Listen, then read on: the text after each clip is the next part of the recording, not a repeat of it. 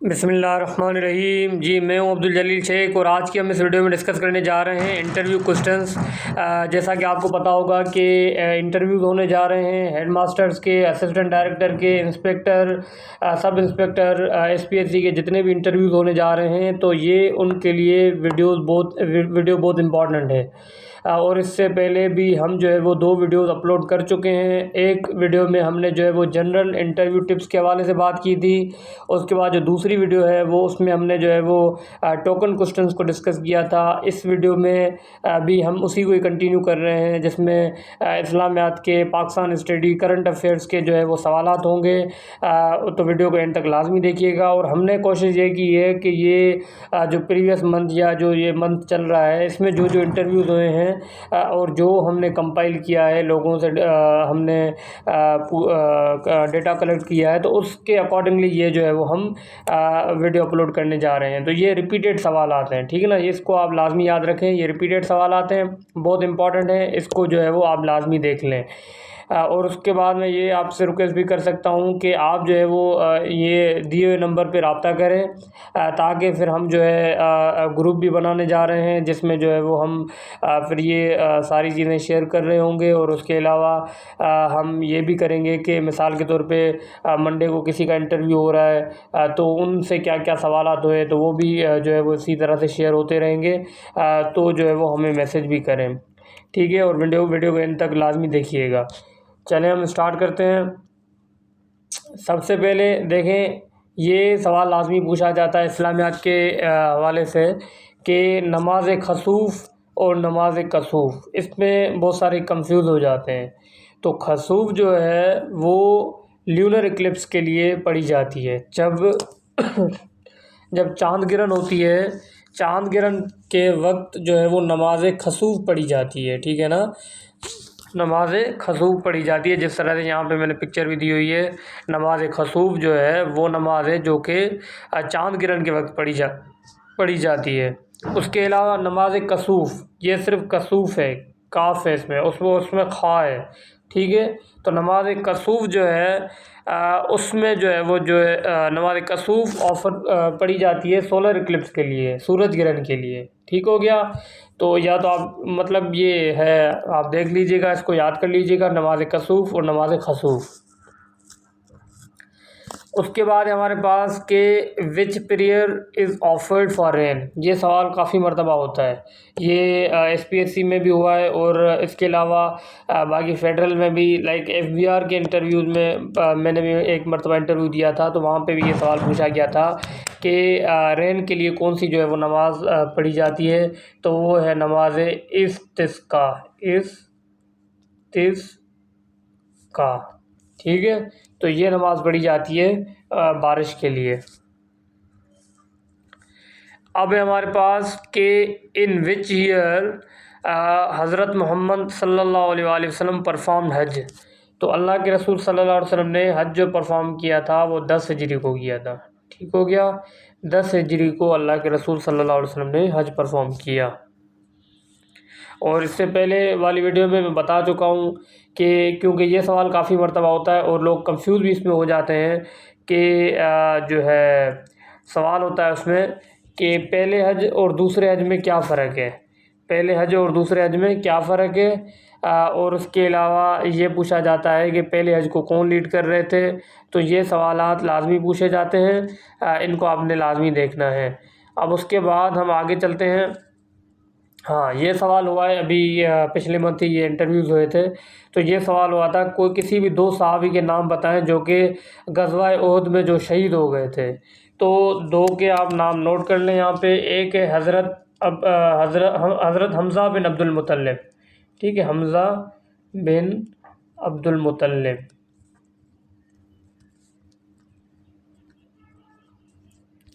और दूसरे जो हैं वो हैं मुसअब बिन उमैर, ये भी बहुत मशहूर सहाबी हैं जो कि इस जंग में शहीद हुए थे, जंग उहद में, मुसअब बिन उमैर, ठीक हो गया। तो इसको आपने दोनों को देख लेना है। पहला आपके पास हमज़ा बिन अब्दुल मुत्तलिब आ गए, दूसरा जो है वो आपके पास मुसअब बिन उमैर आ गए, ठीक हो गया।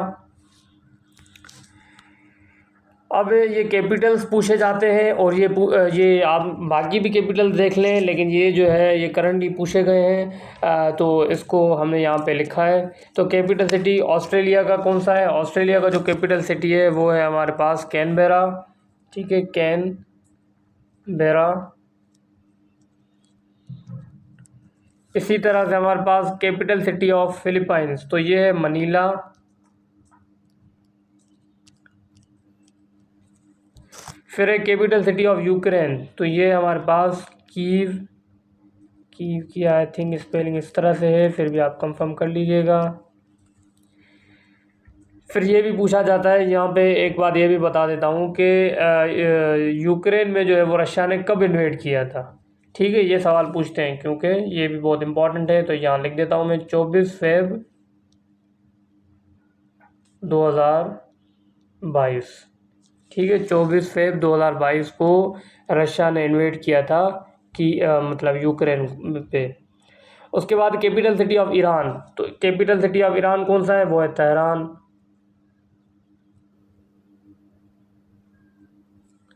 इसी तरह से ओल्ड नेम ऑफ ईरान, ये भी पूछा जाता है काफ़ी मरतबा। ठीक है, ओल्ड नेम ईरान का क्या था? पर्शिया। इसी तरह से पूछा जाता है कैपिटल सिटी ऑफ न्यूजीलैंड, तो न्यूजीलैंड का कैपिटल सिटी कौन सा है? न्यूजीलैंड का जो कैपिटल सिटी है वो है वेलिंगटन। अब ये कंफ्यूज करने के लिए पूछ रहे होते हैं, तो ये है हमारे पास वेलिंगटन।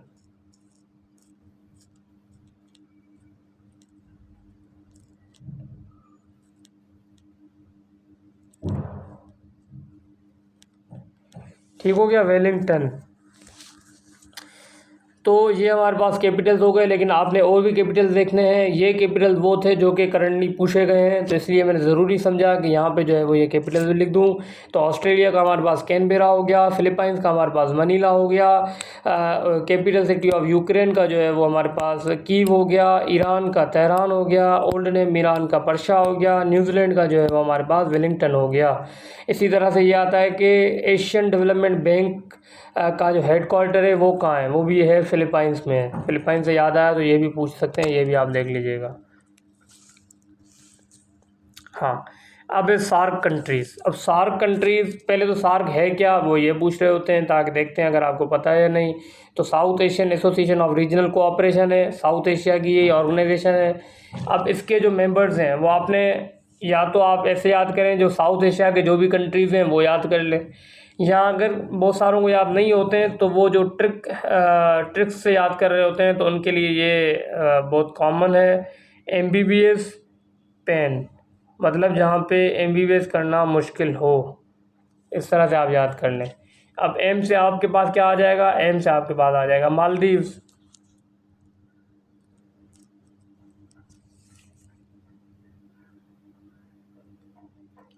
इसी तरह से बी से आपके पास क्या आ जाएगा? बी से आपके पास एक भूटान है, और दूसरी बी से आपके पास जो है वो बांग्लादेश है। इसी तरह से एस से आपके पास क्या आ जाएगा? श्रीलंका हो जाएगा। इसी तरह से पी से पाकिस्तान हो जाएगा। इसी तरह से ए से अफ़गानिस्तान हो जाएगा।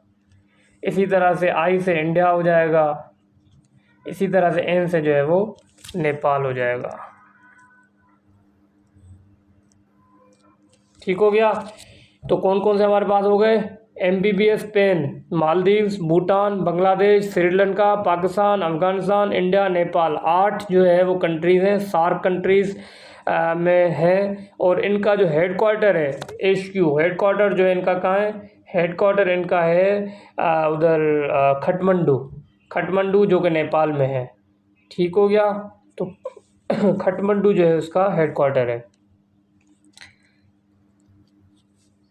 ये लिख भी देता हूँ, ये नोट कर लें अगर किसी को करना है। खटमंडू,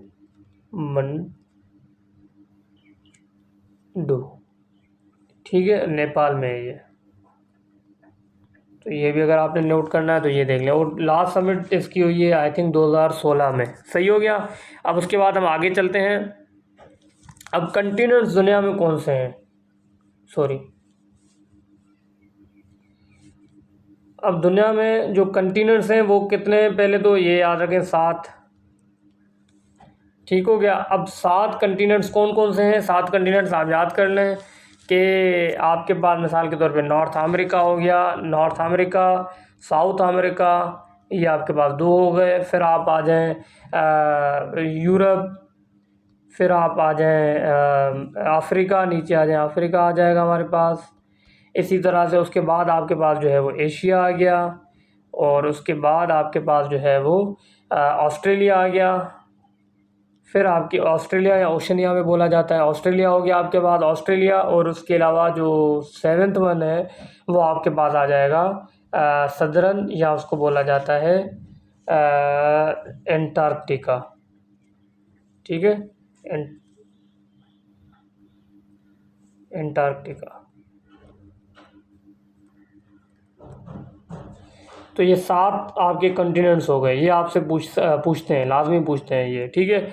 और एशिया, एशिया जो है सबसे लार्जेस्ट जो है या लॉन्गेस्ट जो है वो हमारे पास वो है एशिया, पॉपुलेशन के हवाले से भी और एरिया के हवाले से भी। तो जो सबसे बड़ा है वो हमारे पास एशिया कंटिनेंट है। उसके बाद दूसरे नंबर पे जो आ रहा होता है वो हमारे पास अफ्रीका आ रहा होता है, ठीक है ना।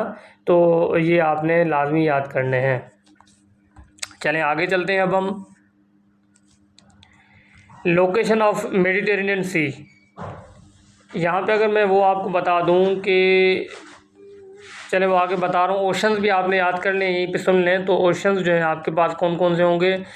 ओशंस आपके पास होंगे 5 ओशंस होते हैं। कौन कौन से? पैसिफिक ओशन आ गया, एटलांटिक ओशन आ गया, इंडियन ओशन आ गया, आर्कटिक ओशन आ गया, उसके बाद एंटार्क्टिक या सदर्न ओशन आ गया।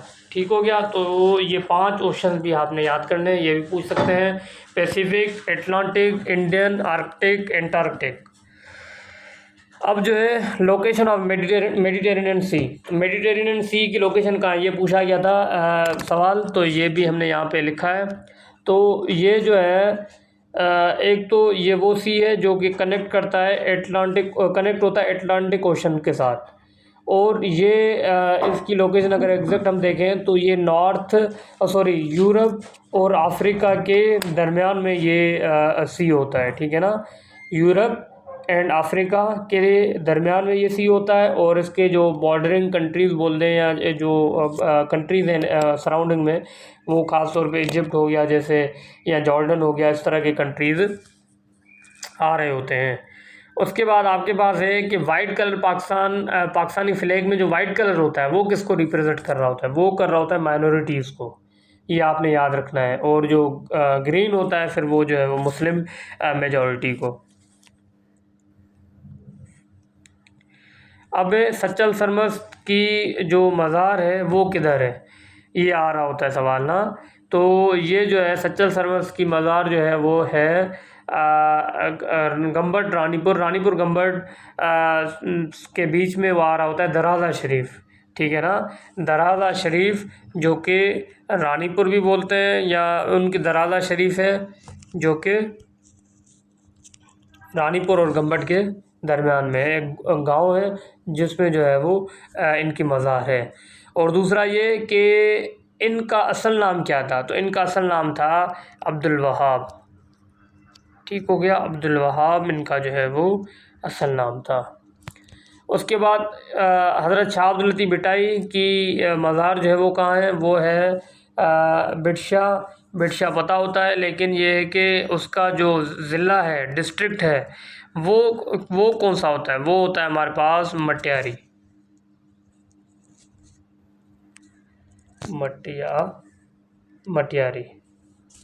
ठीक है, चलें आगे चलते हैं अब हम।